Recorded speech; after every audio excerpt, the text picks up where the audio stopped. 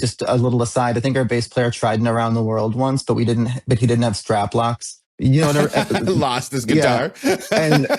And his bass just went flying, and that was like 3 weeks into the band, and it's like maybe that's not our thing, You're listening to OurSpace with Matt Vettese.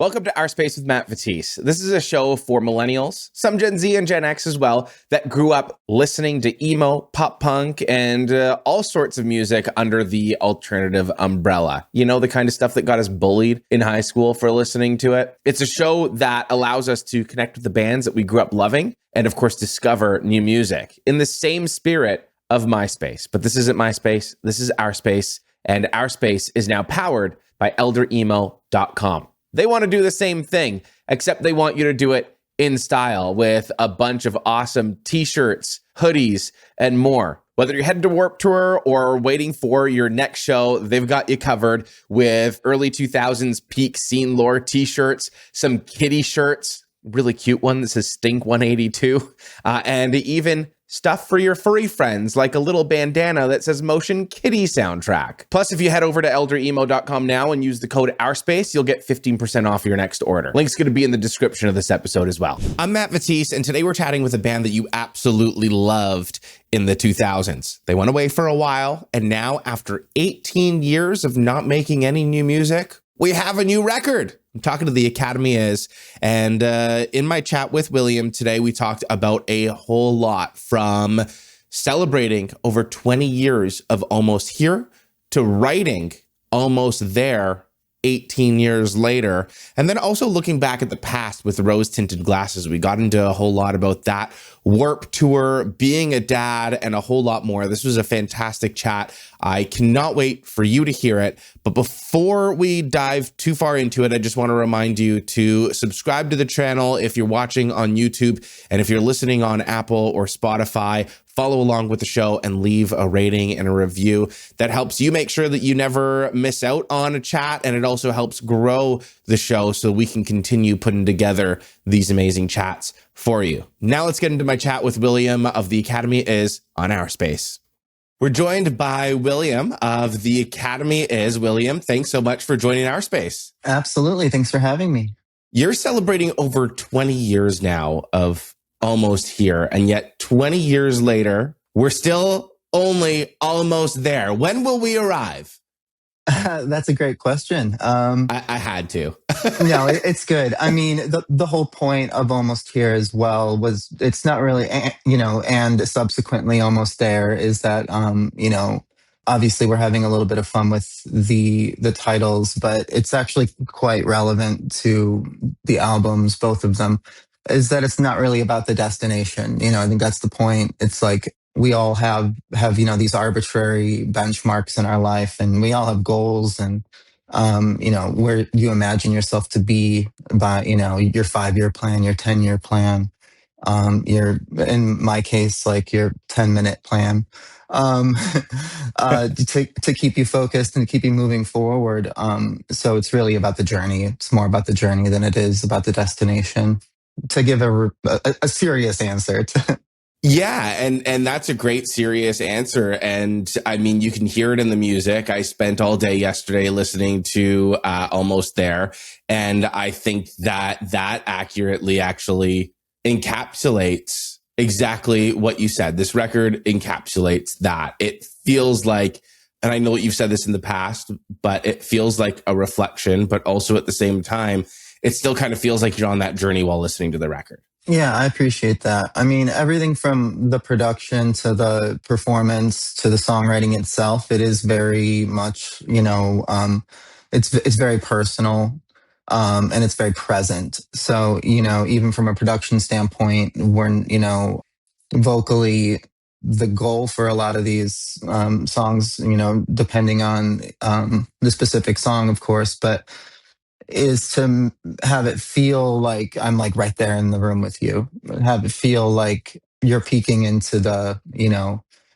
into the room just beyond the curtain, or sitting next to you in the car, not in the back seat. And there's a lot of good horror movies coming out, but I don't think that's really the vibe.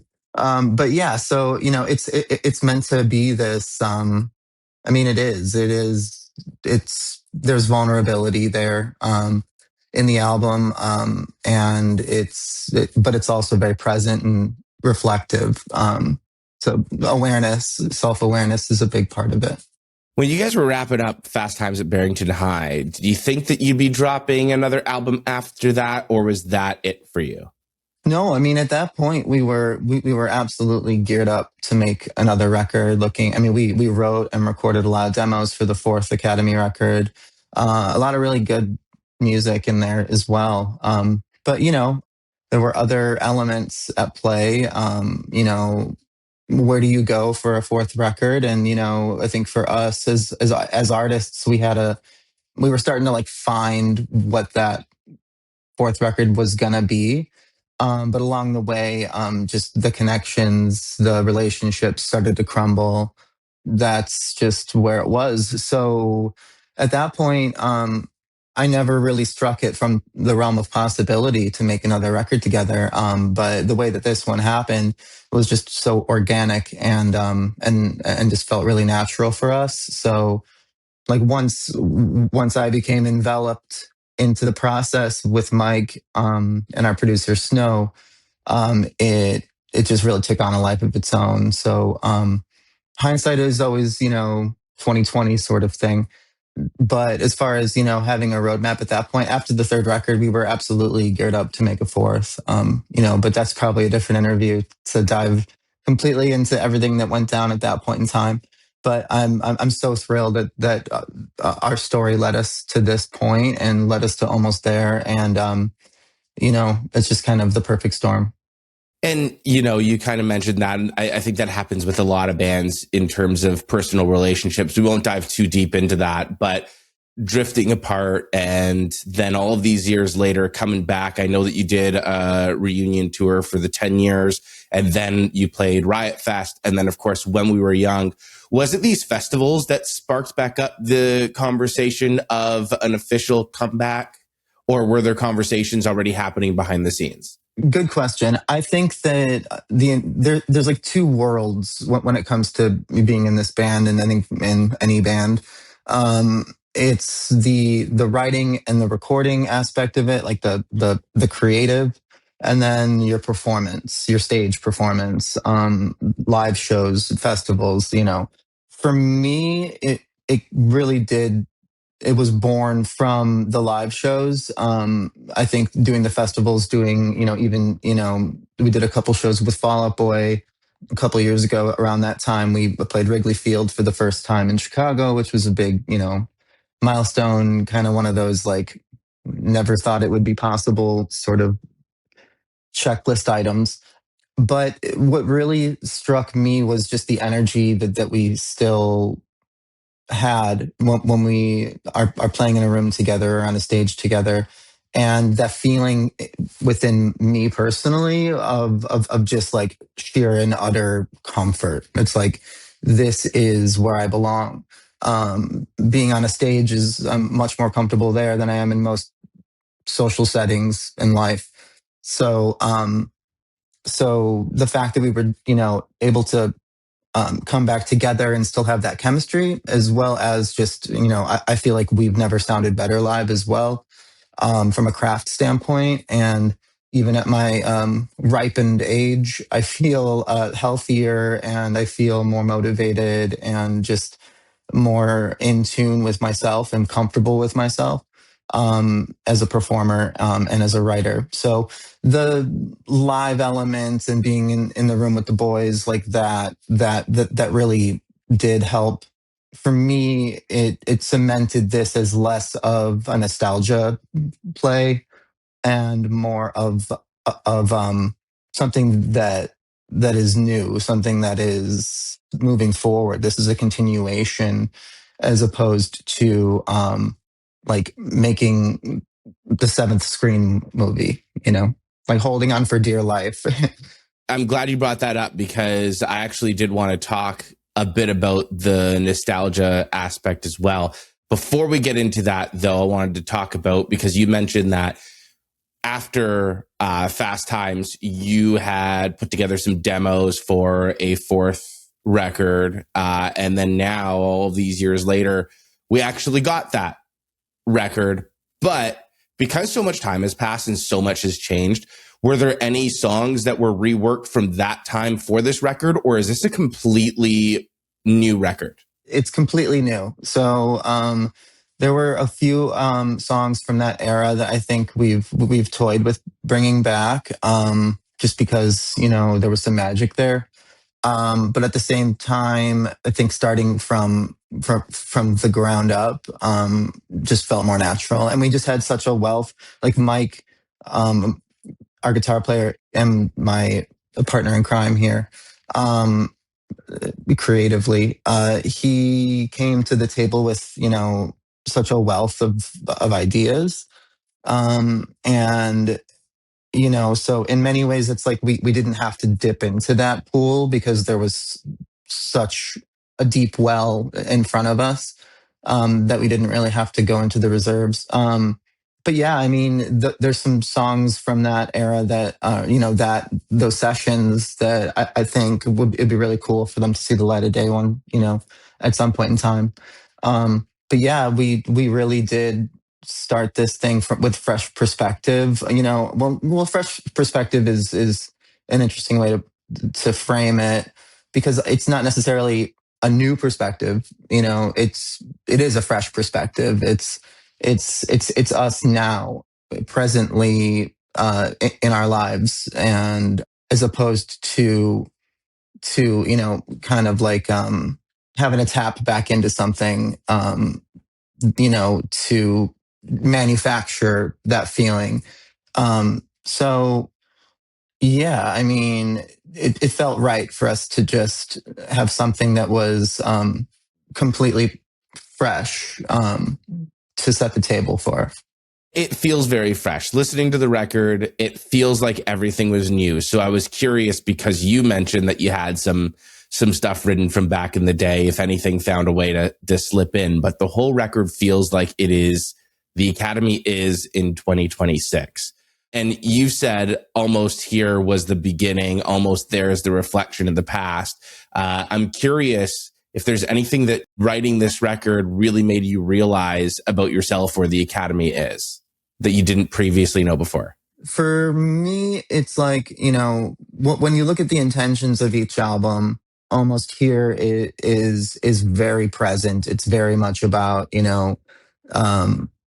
getting out of where you are currently. I mean, it's in many ways, it's kind of like your quintessential pop punk, punk rock album where you're got to get out of this town sort of thing.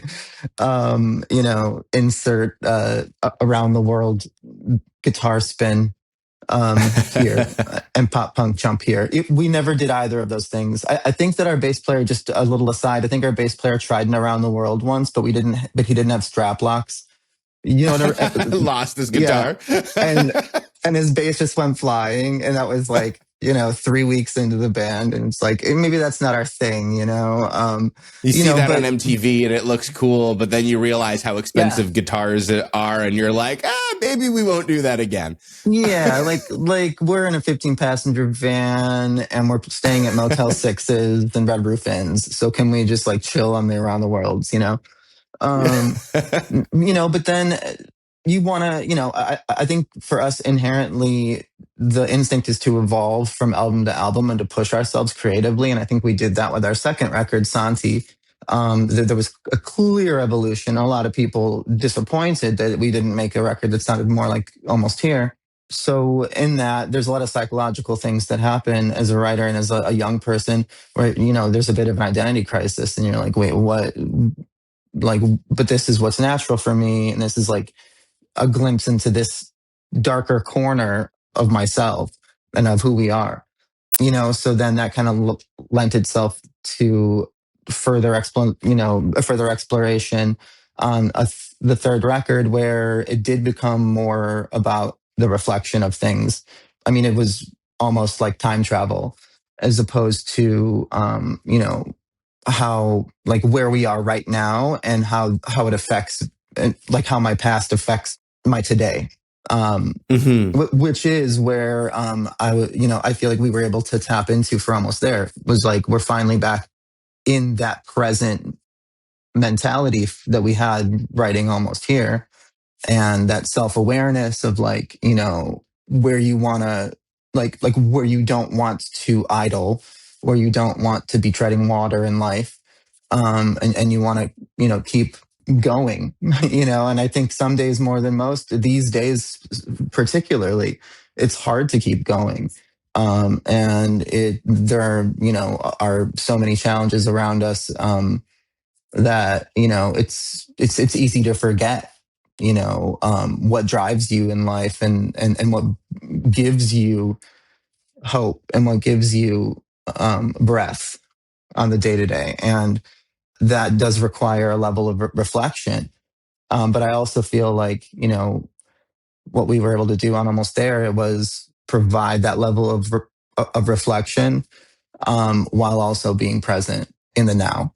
When you set out to write this record, did you go in with that mindset of that theme of that's what this record is going to be? Or did you just kind of start writing songs and with that free flow go, oh, hey, this is what this record is now? Yeah, good question. You're full of those good questions. I'm not just buttering you up. You. I've done a lot of interviews in the past couple of weeks. These are good questions. So, really, it was a really early conversation on the phone. I remember it had snowed, so this was like, obviously sometime a year and a half ago, maybe longer.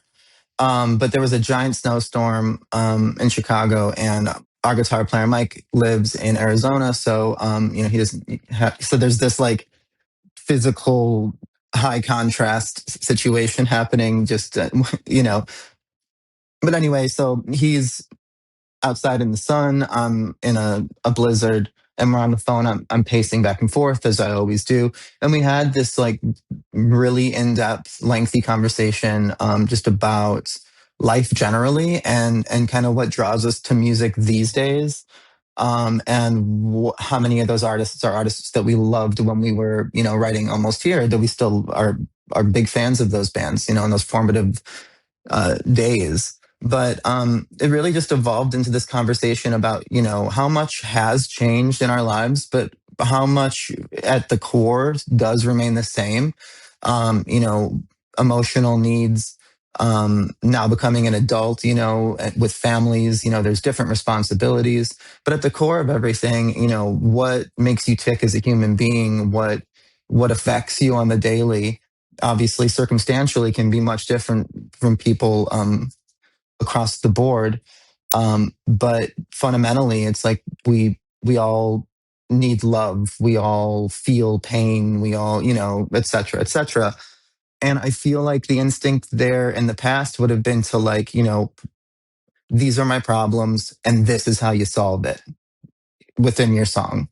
Or this is the answer. This is your hopeful chorus that like ties it all together. We are the world, But it's okay to not have the answers. And I feel, and this is one of those things that Mike said on the phone during that conversation and during, following conversations, is that this album became kind of, an immediate reflection of that conversation where, we all have our own stories. We all have our own struggles, as unique as they are from a person to person.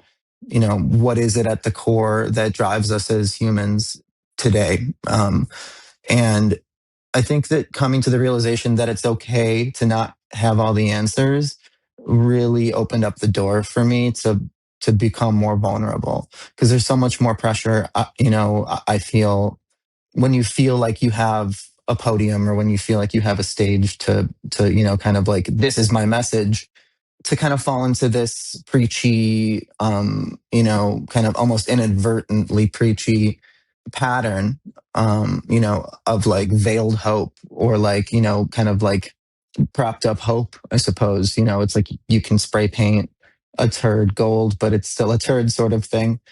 And it just felt phony to me. It's like, I'm not someone that like claims to like have the answers and like know how to solve all of life's problems. but there's such therapy in just being at peace with that, and or maybe not being Hmm. at peace with that. I'm not always at peace with that. I struggle with it every day. It's like I wish that I knew the answers. I wish that I knew what path to take, what decision to make.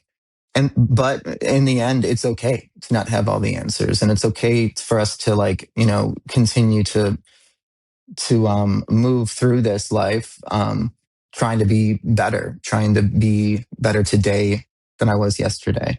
Um, and there's not any sort of like goalpost for that, which is why I think that, like, it's a moving goalpost. So almost there makes a lot of sense as a title, because it's something that you continue to strive for. Yeah, and I think that there's a lot of reflection, like you mentioned, in that. And I know we talked a little bit about nostalgia before, and I'm kind of curious, because there was such a large gap between your last record and this record, and there's a lot of reflection on the past to now. Were you ever worried about leaning too much into nostalgia for this record? Yes, for sure. And I think that it was more of like, I wasn't worried that it would end up being a nostalgia record, because we it was, definitively decided that that wasn't the approach, so like I wasn't really necessarily like looking over my shoulder at it, or like having to, like, double check my notes to be like, wait, is this not present enough? It And you wasn't can as hear that in the record, by the way. I just want to point that cool. out there as well. Thank you. Yeah. So it was really just something that, like I said, with, those early phone calls, those early writing sessions, something that was just sort of like established as the bedrock of the album, was that this, not really writing an album, uh, with, what it isn't going to be in mind, more so just knowing what we're trying to accomplish, and doing it, and just staying true to that. So it didn't really cross my mind as much during the process. I think there's certain songs, that lean into it heavier, like 2005 is clearly, I mean, it's clearly one of those songs that does harken back and like pay homage to where we come from, and what helped, those experiences in our life that like really shaped, where we ended up going. I think that there's a balance to this record, and that's why I think we are still trying to make out like we're still making albums, and I think that it's kind of a lost art in many cases, just with like the nature of how music is released now.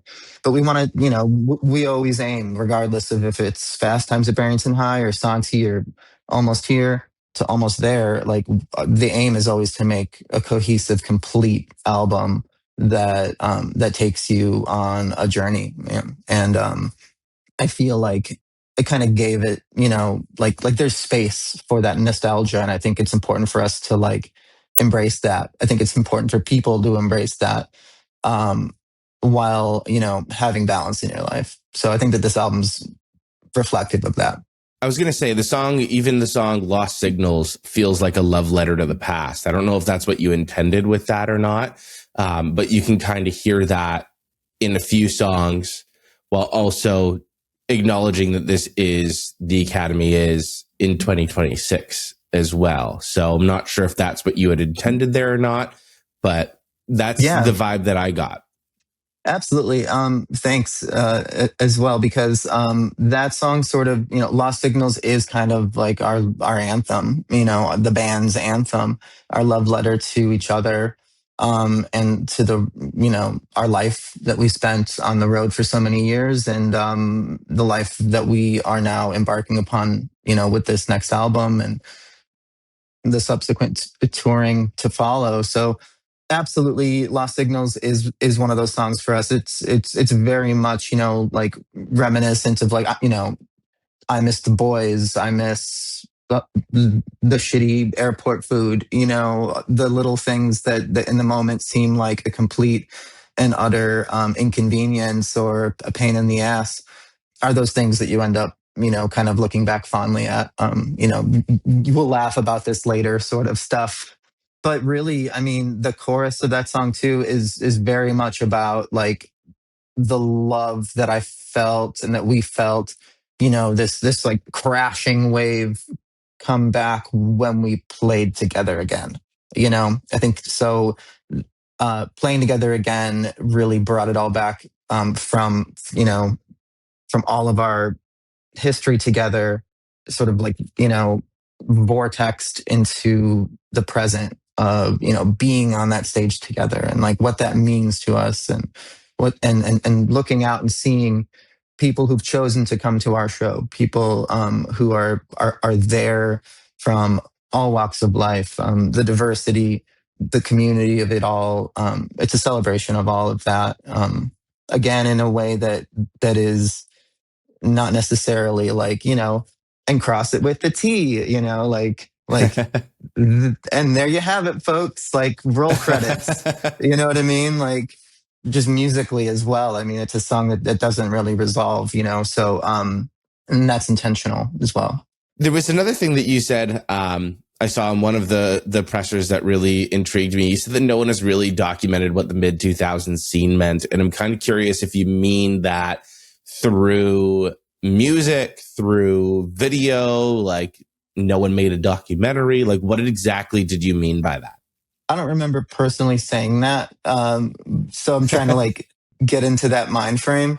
I think that what we're looking at with that is, because you're seeing a flood of it now. I mean, like, this is like the age of nostalgia. This is like the age of like the band from 20 years ago coming back, right? So I think right now it feels a little flooded. And I don't know that anyone's really truly trying to capture, the essence of it, and like the truth of it, as opposed, and like what it, the whole movement meant at the time and what it continues to mean today, in a way that felt genuine. So I believe that this album, kind of accomplishes that in a way that that I don't that I haven't really heard other artists do. To me, it often feels, a little too steeped in nostalgia, or can feel kind of like money grabby.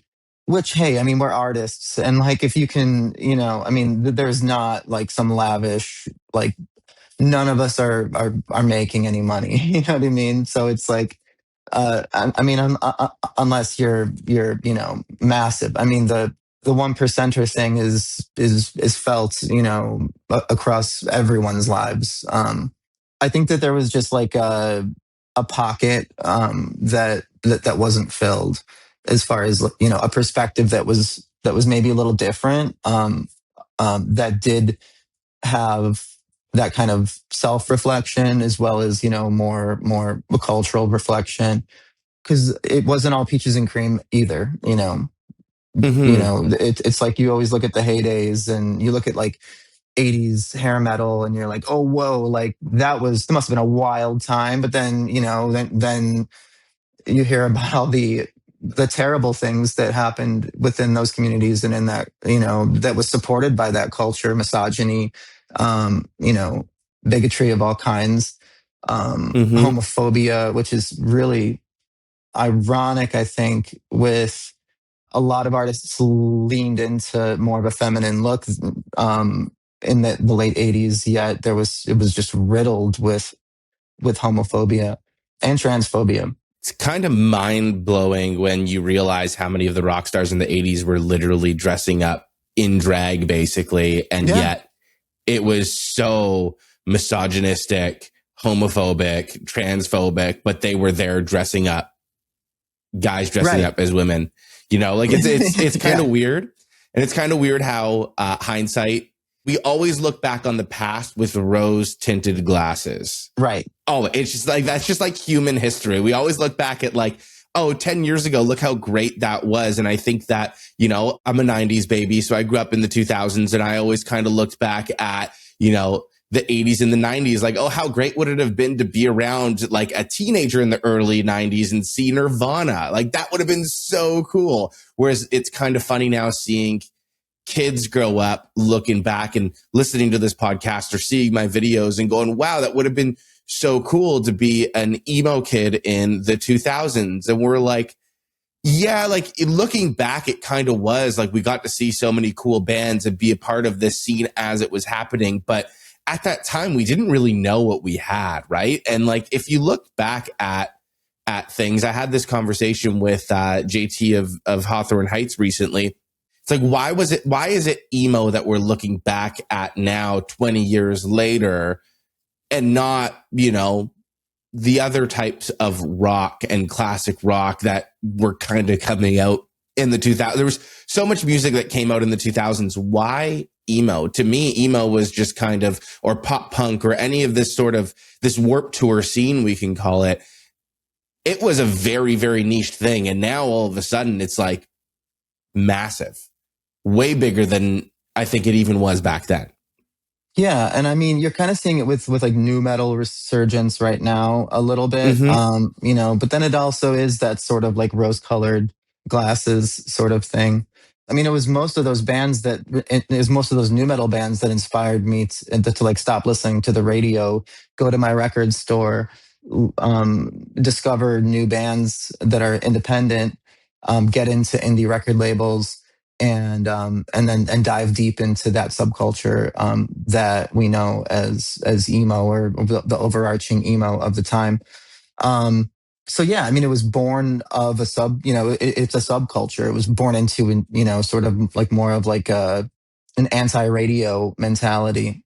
But looking back, it's funny because we do look back with those rose-tinted glasses, because I remember growing up even in that time too. And me and all my friends, we had funky colored hair and, you know, the swoops and all of that. And kids looking back at that now go, wow, must have been so cool at that time. But also at that time, we were getting pushed into lockers and getting called slurs, you know? No doubt. No doubt. But we don't remember that. And we don't talk about that portion. We talk about seeing bands like My Chemical Romance before they released the Black Parade, but we don't talk about the fact that there was maybe 4 of us in our high school and we got bullied relentlessly every single day for the music that we listened to. Right. And I think that's what's important. And having an 18-year-old who's a senior in high school now, who truly just does his own thing and listens to a lot of the same bands I listened to when I was his age, which is so cool. But you know, he's not conforming to like what is happening at the school or what is cool, or you know, what the popular people are into. So in so many ways, like nothing has changed. It's still like 4 or 5 people, even though because of the internet, I think emo feels bigger than ever. And it feels like, you know, this, that it's grown in a way that's like, you know, kind of seeped into mainstream culture, which it has in you know, in many ways. And I think that a lot of that is spawned from this sort of like craving the nostalgia, like craving like the early 2000s scene, you know. But it was born of sort of like a counterculture mentality. I mean, I got into so many bands that were like brazenly anti-establishment early on. So I think that there's also like a romanticized, you know, element now to that way of thinking. And I think that in a lot of ways, with a lot of more radical thinking and just the radical nature of living in 2026 right now, regardless of which side you end up on, it's relatable, you know. I think that in a lot of ways it's become more vanilla. Obviously, I think it's been diluted. And like one thing we wanted to do was, I mean, we're interesting as a band, right? Because we don't really like necessarily fall into that Warped Tour category. We don't, like, we never did. And like the bands that we associated with, and we're friends with, like Gym Class Heroes, they didn't fall into some like pop punk mold either. It's like a hip hop artist. You know what I mean? Like they're, you know, so I guess more from like a cultural, you know, movement standpoint, you know, we're a part of that. but it doesn't really necessarily reflect sonically and like how we approach this record, which maybe is a different point from what we're talking about. Sorry, my ADHD brain is kicking in, but overall, it is interesting, just to see how much has changed and how much hasn't. Absolutely. And I'm glad that you brought up Warped Tour, because I kind of feel like now growing up at the scene, everything gets called emo, even though it's not, just because it was like a part of that Warped Tour, scene, right? So there's just like no real name for it now at this point. But you came up in the Warped Tour scene alongside so many other people that didn't necessarily fit into an emo or punk or pop punk specific category like that. I mean, I even think of Melissa Millionaires as well, and I mean, she didn't fit into that mold, and she's fantastic. I love her. Yeah, same. Much love. Shout out to Melissa. I love Millionaires. Had her on very early on in the podcast, and have run into her a whole bunch of times, and she's just the absolute sweetest. And she never really got her flowers back then. And I think there was a lot of, we had that good conversation too of, going back to the rose-tinted glasses. I think we look back and she's getting her flowers now, which is really nice. But I mean, it was really rough for her growing up in this scene as well. But I think a lot has changed, and I think we've seen a lot of progress, which is really nice to see her getting her flowers, to see a lot of the bands that maybe didn't necessarily have their chance to have a full moment in the spotlight now get theirs. And now with Warped Tour back, you're going to be playing Warped Tour this year. I'm kind of curious, what's the most special part for you about being on the Warped Tour lineup in 2026?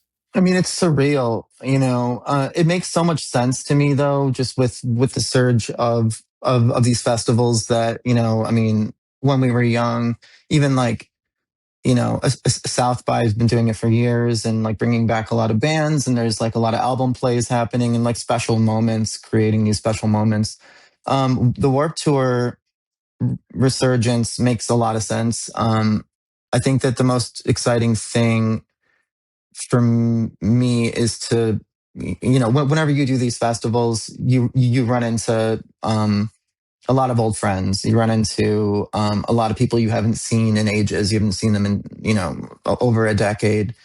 My favorite part of that is when when you reconnect in those moments, or you see someone catering and you're like, holy shit, like what's up? And it just feels like no time has passed at all. You can kind of just like, fall right back into your rhythm with this person. And that really, does come from like, we're all kind of outcasts and weirdos out here in this world. And in the real world, I feel like I've worked hard to be, work on connections in my life outside of the music world, but it's not necessarily that. It's not simple to do, in a lot of ways. It's like from 19 years old until like, 28 years old, 30 years old, I was literally just in music on the road, didn't work normal people hours or normal people jobs.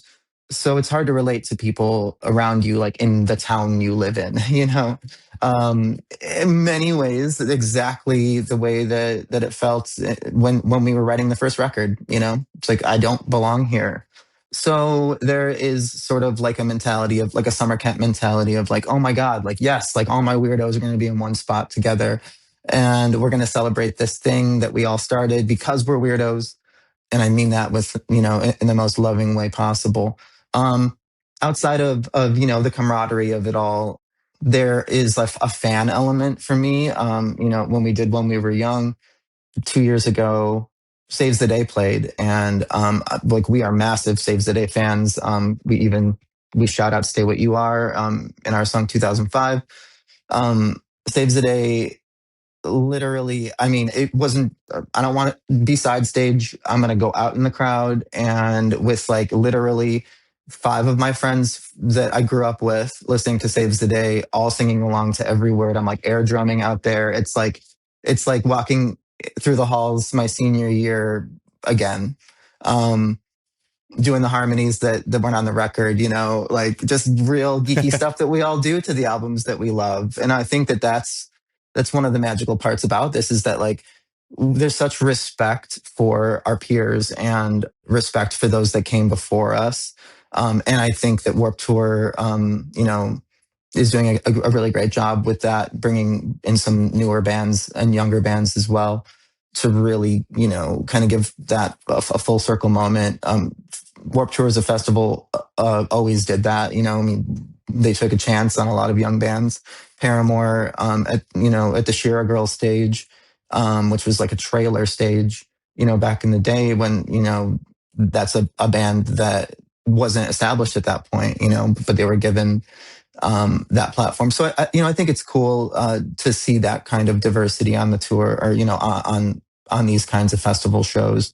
But again, looking out into the crowd, really, that's on this tour that we're on, that we're about to embark on the second leg of for Almost Here, 20th anniversary. The first leg of the tour, the most profound and like touching thing for me was to see just the range of people that are coming to the shows. There are so many people that have found a voice within this community, and found comfort and solace within a lot of the bands in this community, but never got a chance to see them live. Just because bands were defunct or our band broke up, or never got to see My Chemical Romance live. So in that, there's a really intense, growing, younger contingency of people that are just so incredibly excited for all of this. And then there are people that were there when we released the first record, or people that were there when we had our first EP in like 2004, that are at the show that I recognize from meet and greets, or recognize from talking outside the bus for 4 hours after the show in Baltimore. And you see these familiar faces and you see these new faces, all singing along to every word. And there's really nothing quite like that feeling. So I guess it's pretty all encompassing is my answer. It's a lot of good feelings. It's like an overwhelming amount of positive feelings surrounding those kinds of festivals, from an artist's perspective. And from an artist's perspective, you went a long time without playing a lot of these shows. So to feel that community in the crowd from your fans after coming back must be something else. Yeah, it truly is. It truly is. And, not really knowing what to expect either going back into it. The support and, the activity online as well, has just been overwhelmingly heartwarming and motivating. Were you really surprised when you got back together and saw how big of a reaction it was? Yes. Absolutely. For me, absolutely. I mean, but then there's the thing. It's like when you're away from it, I didn't like ever devalue what was accomplished, but I guess you just don't really realize that there are so many people that the album affected in such a positive way. I'm very much, through years of therapy, have really and continued therapy, trying to balance my perspective on a daily dosage. But when I'm away from something, I do sort of, and I think in a lot of ways I kind of tucked it away as like, this is something that happened. That's like a chapter in my life that is now over. And I, didn't realize how much breath it still had, how much fire was behind that door, and I'm just thrilled that we crawled on all fours, checked the heat of the doorknob, and had the courage to open it back up, because it's been an amazing journey so far, and we're gonna let the momentum continue to grow. And I'm sure that your fans are super happy that you also opened up that door as well. almost there. You can go and check it out. Go and save it on Spotify, Apple Music. William, one thing that we do is we're kind of getting towards the end of the episode here on the show. When I started OurSpace, I started as a place that I wanted to be able for people to connect with, of course, the artists and listen to the artists that they grew up knowing and loving. So we do have some artists from the past, but also I interview a lot of newer artists as well. And I want to kind of honor the scene of basically kind of what MySpace was, right? It was a place to connect with the artists that you love, but also discover new music. So one question that I end each episode with is if you have any underrated or up and coming bands that you are listening to right now that you think more people should check out, this is your chance to shout them out and for us to discover some cool new bands that the bands that we like are listening to. Cool. All right. Put me on the spot. Why don't you?